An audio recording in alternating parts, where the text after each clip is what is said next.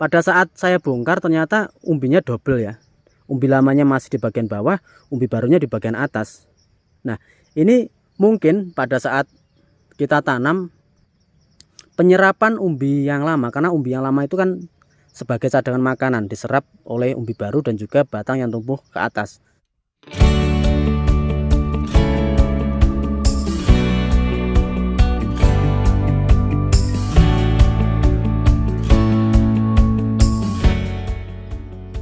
Assalamualaikum warahmatullahi wabarakatuh. Halo teman-teman, jumpa lagi dengan saya di AHM Farm Channel. Salam santun, salam sukses buat teman-teman petani porang di seluruh Indonesia dan juga buat teman-teman petani yang lain. Semoga selalu diberikan kesehatan dan dilancarkan segala urusannya. Amin. Seperti biasa teman-teman, hari ini saya sudah berada di lahan porang ya. Seperti ini pertumbuhan tanaman porangnya di tahun 2022 bulan Januari. Dan di kesempatan hari ini ada beberapa informasi yang akan saya sampaikan terkait tentang resiko menanam tanaman porang di bulan Januari atau mungkin lewat Januari. Ini buat teman-teman pemula mungkin yang telat dapat informasi, monggo nanti bisa disimak videonya. Jadi ada beberapa resiko apabila kita tetap memaksa menanam di bulan Januari ini atau mungkin lewat Januari ya, bulan depan atau mungkin bulan depannya lagi. Pokoknya tonton dan simak videonya sampai selesai, semoga bisa bermanfaat. Oke, sambil muter teman-teman ya, lihat pertumbuhan tanaman porang di lahan ini. Ini tanpa kita bongkar ya, usianya 2 musim, tanpa olah lahan. Alhamdulillah cukup subur teman-teman.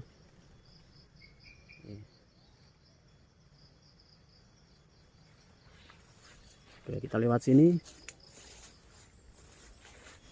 Istilah menanam memang tidak ada telatnya teman-teman. Jadi mending telat menanam daripada tidak sama sekali ya. Namun di sini tidak cocok apabila kita terapkan untuk tanaman porang. Tanaman porang hanya bisa tumbuh di musim penghujan. Jadi tidak bisa kita paksa tanam di musim kemarau. Karena pada saat memasuki musim kemarau biasanya tanaman porang itu justru mati ya. Jadi dorman teman-teman. Oke, kita lihat di bagian sini.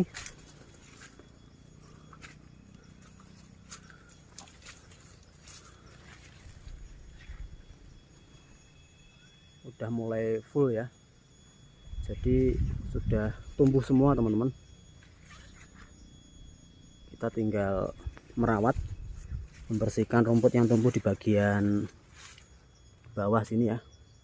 Ini rumputnya juga sudah mulai subur-subur. Cuma nggak apa-apa, ini tandanya lahan kita juga subur teman-teman. Oke, coba kita masuk ke pembahasan teman-teman. Jadi banyak resiko ketika kita memaksa menanam di bulan Januari atau mungkin bulan depan atau mungkin bulan depannya lagi ya. Semakin molor atau semakin mundur berarti resikonya akan semakin banyak. Oke, resiko pertama yaitu terlalu banyak membuang biaya pengeluaran. Jadi biaya pengeluaran yang kita keluarkan ketika kita pengen menanam di bulan Januari ini itu biayanya cukup banyak apabila kita bandingkan dengan bulan-bulan sebelumnya. Contoh di bulan Oktober, November atau Desember.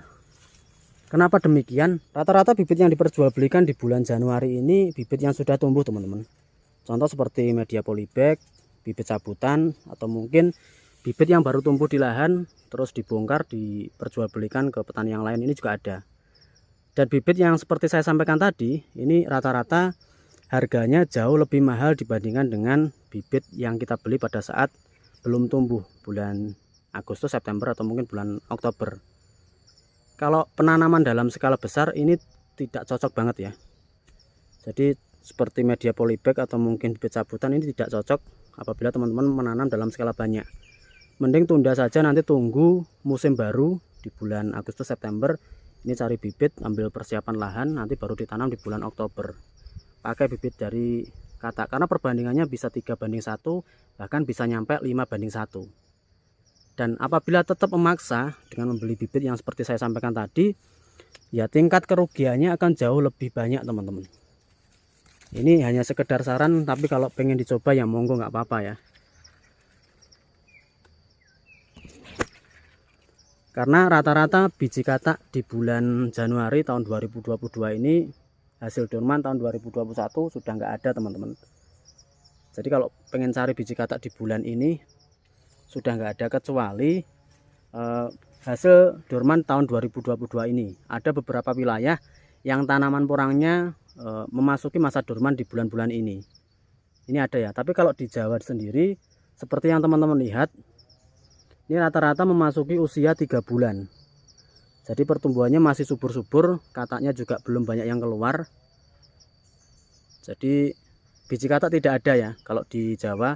Kalau di luar Jawa ada, karena ada beberapa wilayah yang tanaman porangnya memasuki masa dorman. Cuma bibit yang hasil dorman tahun ini tidak bisa langsung ditanam ya. Misal dari daerah si A dorman, biji kataknya dijual ke daerah misal daerah saya beli lalu kita tanam, karena di sini masih musim penghujan. Ini nggak bisa tumbuh teman-teman, karena masih ada fase istirahatnya ya. Jadi bibit itu harus dikarantina dulu sekitar 3-4 bulan baru nanti ditanam lagi. Tetap harus mengikuti sesuai dengan musimnya teman-teman. Kalau di wilayah Jawa dorman rata-rata di bulan April, Mei, Juni ya. Dan nanti penanaman barunya di bulan September, Oktober sampai bulan Desember. Jadi buat teman-teman yang ditawari bibit katak mungkin baru dorman tahun ini disimpan dulu, nanti ditanam di musim baru. Oke, itu resiko pertama. Jadi biaya yang kita keluarkan jauh lebih banyak teman-teman. Resiko yang kedua, hasilnya pasti kurang maksimal ya. Oke, kita sambil lihat tanaman porang. Karena tanaman porang itu usia tanam dari tanam sampai panen sekitar 7-8 bulan. Sehingga kalau kita paksa menanam di bulan Januari, kan harusnya ini sudah usia 3 bulan. Jadi masih sisa 4 bulan teman-teman. Kalau kita tetap memaksa pengen menanam di bulan Januari ini, masih ada waktu sekitar 4 bulan masa pertumbuhan tanaman porangnya. Dan di waktu 4 bulan ini yang jelas pertumbuhan atau hasil umbi produksinya yang dihasilkan di dalam tanah nanti ya, umbi barunya ini juga tidak akan maksimal. Oke, ini sedikit cerita di tahun 2020 kemarin saya coba memindahkan beberapa umbi. Oke, kita turun sini ya. Jadi umbi yang sudah cukup besar teman-teman, karena memang penanaman di lahan yang saya tanam itu cukup padat, akhirnya ada yang saya pindah beberapa, sekitar 5-10 biji. Ukurannya cukup besar, sekitar 4 kilo. Dan saya pindah kalau nggak salah di bulan Desember akhir, kalau nggak Januari awal ya. Terus pertumbuhannya tetap maksimal ya. Pertumbuhannya bagus seperti tanaman yang lain. Tapi ketika sudah kita bongkar, ternyata umbi yang lama teman-teman. Jadi umbi yang kita tanam pada saat awal itu masih muncul umbi baru lagi di bagian atas. Nah, ini bisa saya simpulkan, berarti ketika kita menanam dengan waktu yang bisa saya katakan tidak cukup ya. Karena waktu 4 bulan itu untuk pertumbuhan tanaman porang juga kurang. Beda dengan cabai, tomat yang cukup membutuhkan waktu sekitar 3 bulan. Di sini tanaman porang maksimalnya 7-8 bulan. Nah, pada saat saya bongkar ternyata umbinya double ya. Umbi lamanya masih di bagian bawah, umbi barunya di bagian atas. Ini mungkin pada saat kita tanam penyerapan umbi yang lama, karena umbi yang lama itu kan sebagai cadangan makanan diserap oleh umbi baru dan juga batang yang tumbuh ke atas. Ini penyerapannya kurang maksimal selama waktu 4 bulan tadi, karena mungkin terlalu singkat. Jadi buat teman-teman kalau tetap memaksa menanam di bulan Januari ini, ya kalau bisa tumbuhnya pasti bisa tumbuh, cuma hasil dari umbi produksinya nanti yang ada di dalam tanah itu akan tidak maksimal. Daripada nantinya kalkulasinya harusnya dapatnya satu batang ini misal 5 kilo, akhirnya dapatnya 4 kilo. Harusnya 3 kilo, akhirnya dapatnya 1,5 kilo. Nah ini kalau penanaman skala banyak ya pastinya kita akan mengalami kerugian. Apalagi harga yang terjadi di tahun 2021 kemarin mengalami penurunan, belum tahu juga nanti harga di tahun 2022 ini. Makanya tetap kita harus benar-benar pintar dalam melakukan penghitungan di biaya pengeluaran. Jadi buat teman-teman jangan buru-buru ya, gak usah terlalu nafsu untuk melakukan proses penanaman di tahun ini. Disimak dulu informasinya seperti apa biar nanti lebih jelas, lebih gamblang. Dan waktu yang pas kapan ini yang paling penting teman-teman. Ini cukup besar ya batangnya. Jadi itu tadi informasi di video kali ini. buat teman-teman yang pengen menanam ya ditahan dulu aja lah, gak usah buru-buru, nanti dicoba di musim baru sambil menyimak informasi terbaru tentang tanaman porang. Oke, kita lihat di bagian sana teman-teman ya. Ini rumputnya sudah cukup subur, tapi alhamdulillah diimbangi dengan tanaman porangnya juga cukup subur teman-teman. Ini waktunya pembersihan lahan ya. Nah, kita masih melakukan pembersihan lahan di lahan satunya. Nanti kalau sudah selesai baru pindah ke sini. Ini informasi di video kali ini, monggo buat teman-teman yang pengen tanya-tanya seputar tanaman porang, bisa langsung ditulis kolom komentar. Bisa langsung ditulis di kolom komentar teman-teman.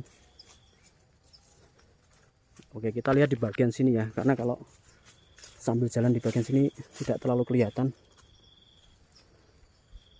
Oke, ini sudah cukup penuh ya.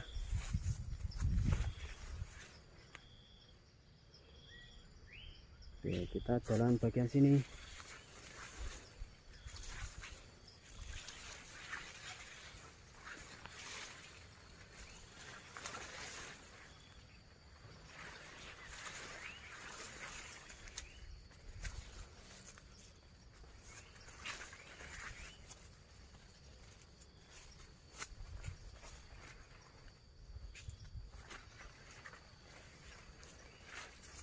Oke, itu aja informasi dari saya teman-teman ya, tentang resiko apabila tetap memaksa menanam di tahun 2022 ini. Oke, ini pertumbuhan tanaman porang di tahun 2022 bulan Januari.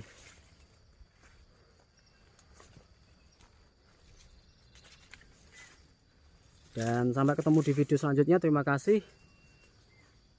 Assalamualaikum warahmatullahi wabarakatuh.